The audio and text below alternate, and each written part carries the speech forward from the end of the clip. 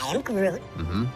I'm Groot. No! You know what, Sergey? Rocket is not actually real. No way.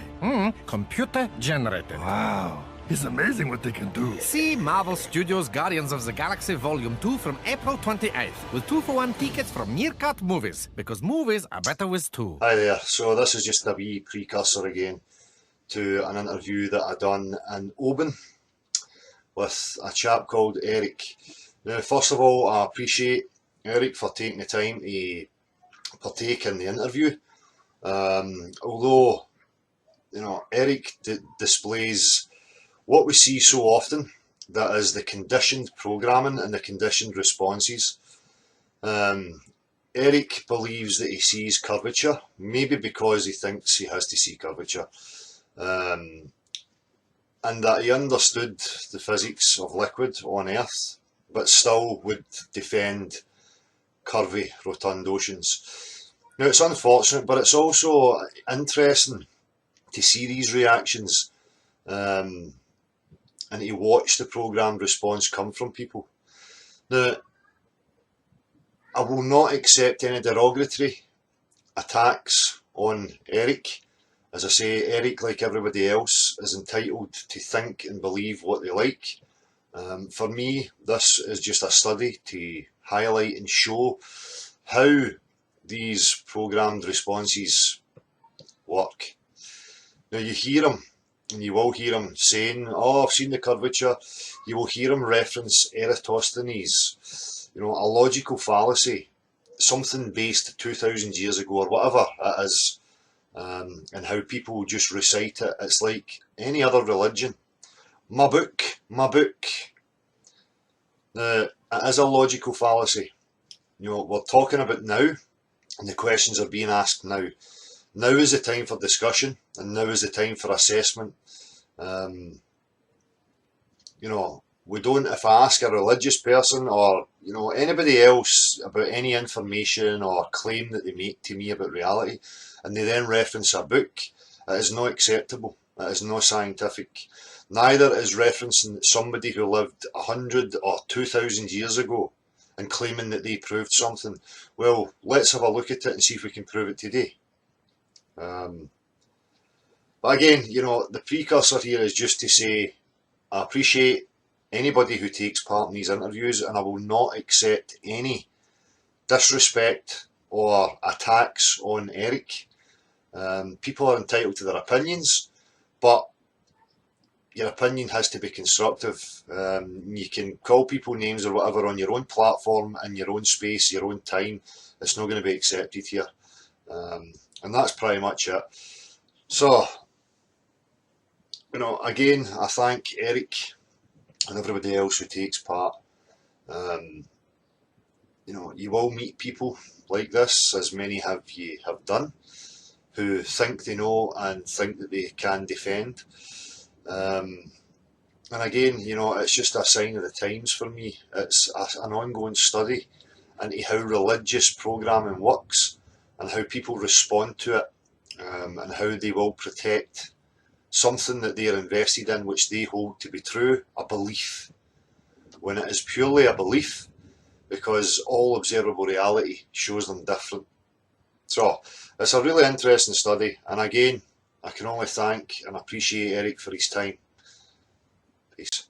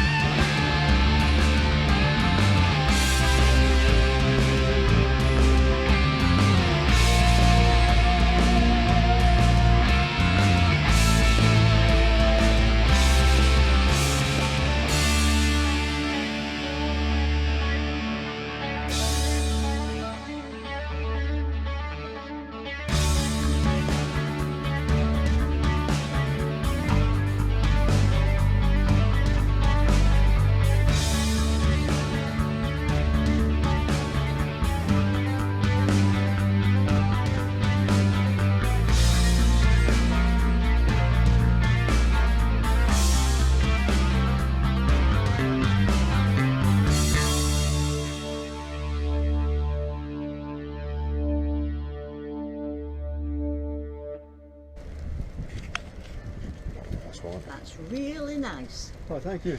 Not at all. How you doing, man? You All alright? right, aye. What's your name, bud? Eric. Eric, I'm Dale. How you doing, man? Dale. What I'm doing, Eric, is I'm asking people some questions based on the world we live in. It's for a YouTube channel that I have. I'll give you a card once I'm finished. Are you a science man at all, or are you a religious man, or No, I'm not religious, no. you're not religious? Would you base things on science then? Would you be kind of scientifically minded? Aye, things I can see, feel, touch, prove. Excellent. So, do you believe things that you see on the TV? No, No. Do you trust the government? Do you No. trust the government? of course not. Of course not. It Excellent. does. Exactly.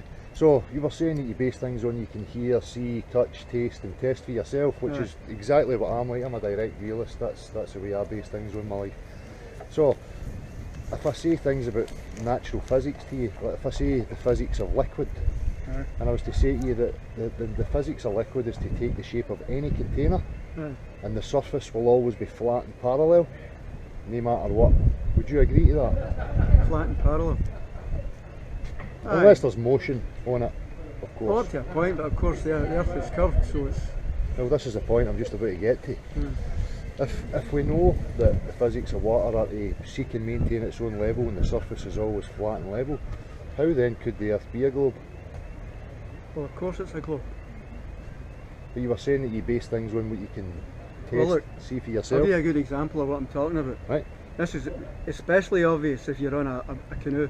right, See, when you make a landfall, the first thing you see is the mountains in the distance, Yeah. and the last thing you see is the beach, because Yeah. you're coming over the curve of the earth. So you think the water's curved then? Of course it is, aye. Aye. You can watch a ship disappearing over the horizon, hull Yeah. first. Yeah. But in this day and age with super zoom cameras and telescopes, we can watch them disappear totally and then we can pull them right back into view again. Because what we're finding now is that it's actually an optical illusion that's happening. Aye. Because if you were to see that happening straight out in front of you, you should see it from left to right, but you never ever see it from left to right. See what from left to right? Curvature. You do. Where have you seen that? You can look at the horizon and see the camber on it. Yeah, never seen it myself, never been measured. Sometimes you don't notice till I pointed out to you. Right. But I used to be a builder, and it improves your eye. Like I used to know a guy that could grade a field with a JCB to within an inch Yeah. when the surveyor got it. Aye. But he'd been doing it for years. Yeah. It was just, if you got up high enough, you definitely can see the camber on there. Definitely. Aye. Well, the thing is, Why is it they've got the crow's mast on a ship high up? because obviously when we're close to the ground, the way perspective, the natural perspective, lots of artists and stuff show you this, the horizon's always flat and parallel 100% of the time. Because we are so low to the ground, the floor ramps up and the sky comes down. So in perspective, things narrow to a point, you know, so the floor comes up and the sky comes down and they meet at a point and things start to disappear into that point. So, you know, we've been told for years that it's a globe. We've got institutions like NASA who show us videos and images, but when you get right down to it, these images and videos are not actually real. They're composites. NASA never a straight answer. Never a straight answer. So, you know, Well, the majority of people believe it's a globe based on what people at NASA show you. But as I'm saying about natural Well, I physics, believe it based on what Aristophanes proved nearly 2,500 years ago. what was that with the shadows? The shadows, aye. But the same is very true. If we had a local light source here, and you're standing over here and I'm standing over here, our shadows are going to be going different directions because the light source is local. I mean, that sun right now, would you say that's 93 million miles away? Look, the shadows are only going in a different direction. No, if the light source is local. If But- we had a lamppost here, Aye. If it was Right. local, aye. well, that's what I'm saying about the sun. They say the sun's 93 million miles away. Do you think that's the case? Aye, that's provable. How do you prove that? Aristophanes proved it by going down a well when the sun was overhead Yeah. and measuring the shadow on a stick, and then he used a meter stick, boom, boom, for every pace, and measured the distance from there to somewhere much further south from Alexandria, and did the same thing. Thousands And of mi- miles away. And hundreds, it wouldn't have been thousands. So enough distance away that he could measure the two shadows and see that they were different at the same time in the day. Yeah. That's it. But with a local light source you would get the same. The local if it was a local light source here, and you went hundreds of miles that way, the light source would look like it was there if you could see it instead of being up above your That's head. what happens when the sun's leaving though. When the sun's leaving, it does look as if it's getting lower. It's the same as if an aeroplane goes over your head, you think it's arcing over the top of you. It's not, it's maintaining the same altitude. As it goes to the distance, it comes down towards the floor. And if you look over here, it's at the floor, and then it looks as if it's rising as it comes by you. It's about perspective.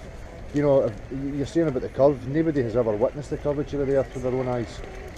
We send altitude balloons up to 121,000 feet and it's as flat as a pancake. Check it out. Ask an airline pilot. Well, we You do. think the other planets are flat? Well, that's a logical fallacy. You know, it's like saying the pool balls are round, therefore the table's round. You know, it doesn't No, but give you the table's not a pool ball. The planets are planets like this. Well, that's what they've told us, you know. So do you think the other planets are flat? Well, for me, the luminaries, nobody knows what they really are. You can see them with a telescope. Aye, but you can't test them, you can't get to the substance of them. You don't actually know what they are. We just see them in a 2D perspective. Haven't they taken samples back from Mars? Well, if you believe that. But here's the thing, they tell you that the space up there is a vacuum, right? But we know in reality, two opposing pressure systems have to have a solid barrier between them or they will equilibrate. That's science, that's provable 100% of the time. Same as the water taking the shape of any container and the surface always being level. These two things are facts of reality that are undeniable. Gravity keeps the atmosphere on there. But that's what they say, but they only need gravity when they're trying to tell you it's a globe. Gravity's never been proven, there's nothing tangible in gravity. It's just a theory that they make up. It's just a theory, but I'm not going to try and see if I can fly off that pier. Aye, but you're denser than the air, so you'll fall. If you jump in that water and you take air into your lungs, you'll float. See, as soon as you breathe the air out, you'll sink. That's because you've made your body more buoyant than the water. Less buoyant. Less buoyant when you breathe out, sorry. But if you take the air in, you're more buoyant, so you float. So do you think when they're building these boats and stuff, they account for gravity when they're building them?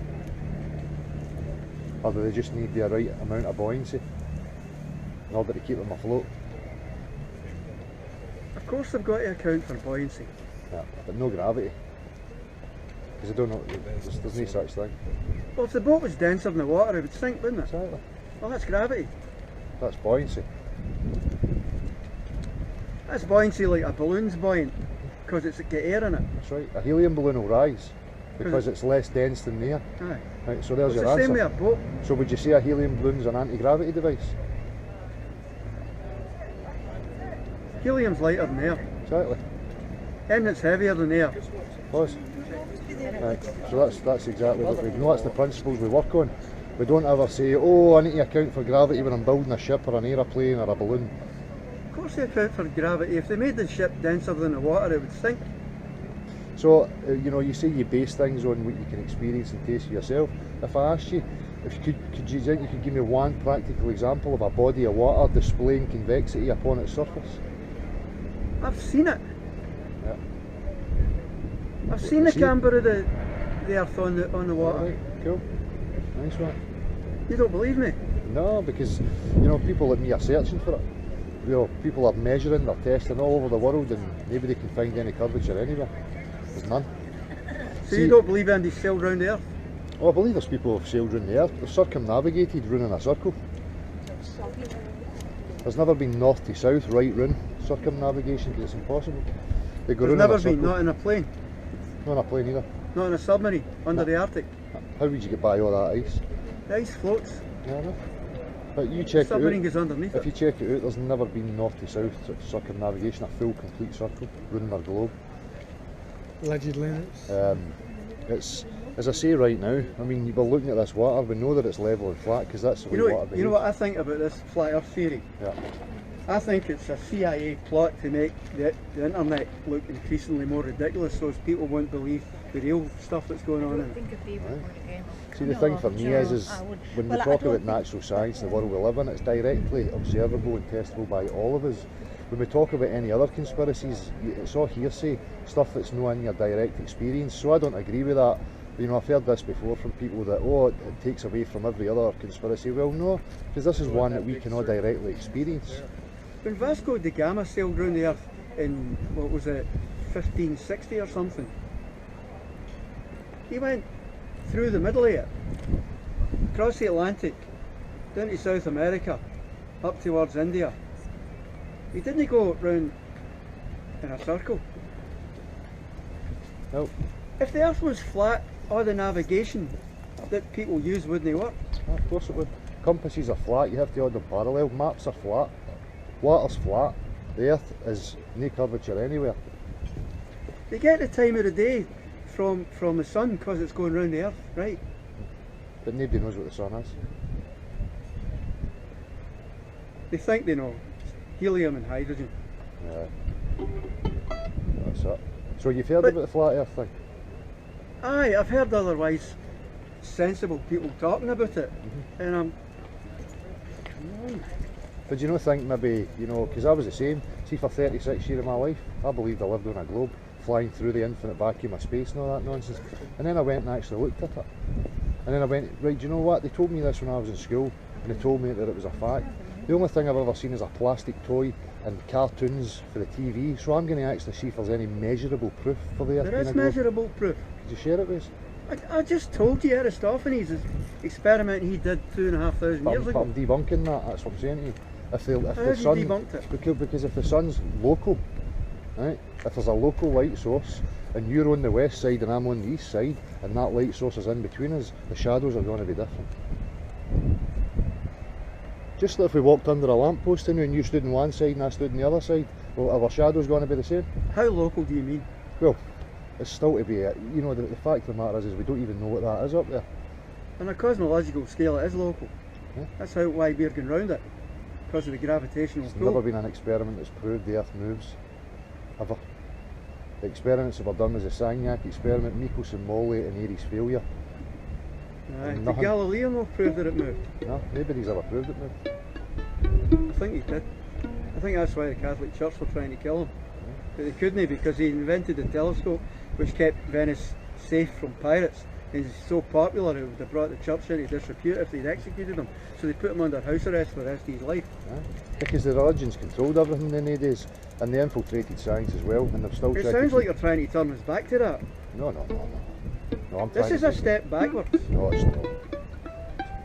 Of course it is. Oh, it's not a step backwards. What people experiencing real science and accessing the world they live in.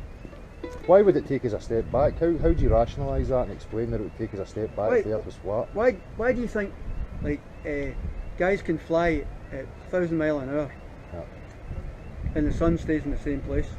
What do you mean? What speed is the Earth turning at? Well, they say 1,000 miles at the equator, At but the where equator? we are it's not 1,000 miles an hour. The further north and south you go in the heliocentric model it would get slower, It does get so you slower. would start to get heavier. It does. How do you get heavier? Well, you've got centripetal force and centrifugal force. If they're saying the gravity pull at the equator for 1,000 miles an hour, then the gravity pull would have to be less at north and south as you go, or else you would get heavier because it's not spinning as fast. It's not the spin that's keeping us on the Earth. That would, if it was a spin, it No, would no. be throwing us out into No, it's space. gravity they say that's pulling us onto the Earth. Aye. But that's what I'm saying to you. As you go north for the equator or south for the equator, the speed is different. Aye. Right?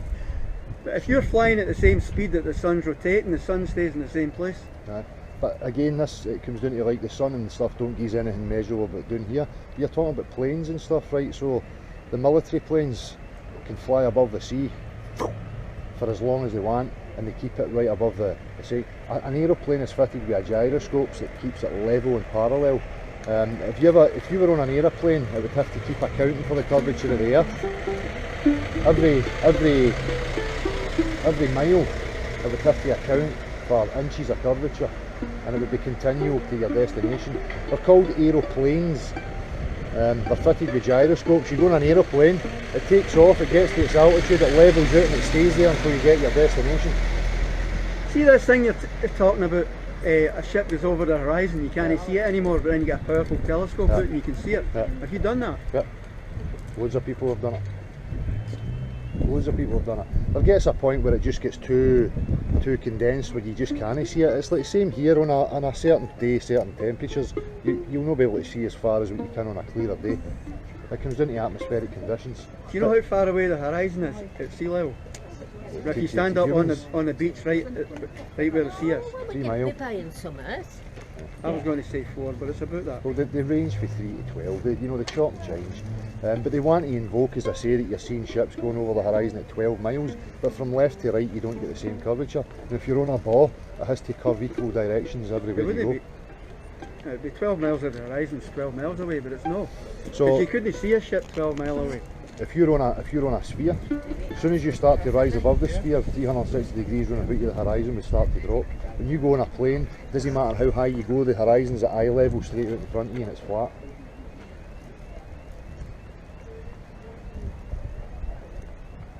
I take it you've flown a few times Aye, and you've looked out the window, aye. and where's the horizon? I was looking down at it. You're looking down at the horizon? Aye. Oh, never seen that before, you must be the first. You must be the first. If I give you a wee card and you think that you could prove to us all that the Earth is actually a globe, would you be willing to do it? I can see that it's a globe. I told you, I've seen the camber of the Earth. And I met another guy years ago that was talking about this, and he just immediately said, no, you can't. You can! Well, we're all looking for it. I appreciate that you're saying you've seen it, and I wouldn't want to disrespect you and say that you've not seen it. I'm just saying that I've never witnessed it. And as I say, the physics of liquid on Earth are undeniable. We apply and use them every single day. If I want to find a level, and I don't have anything else, the most accurate tool I've got is water. This guy that was talking about this, and I said, I've seen the camber on Earth. And he said, no, you haven't. Well, that same day we were in Hastings. There's a hill in Hastings. It's only about, I'm guessing, about 300 feet high. And as for you standing there, I just shut my mouth. Because it's obvious, you can see it. And he didn't say, look, see, you can't see it. Because he could see it himself, he just shut up about it. Nice one. Well, thank you very much for talking to us, mate. Alright, I need to go on this. Aye.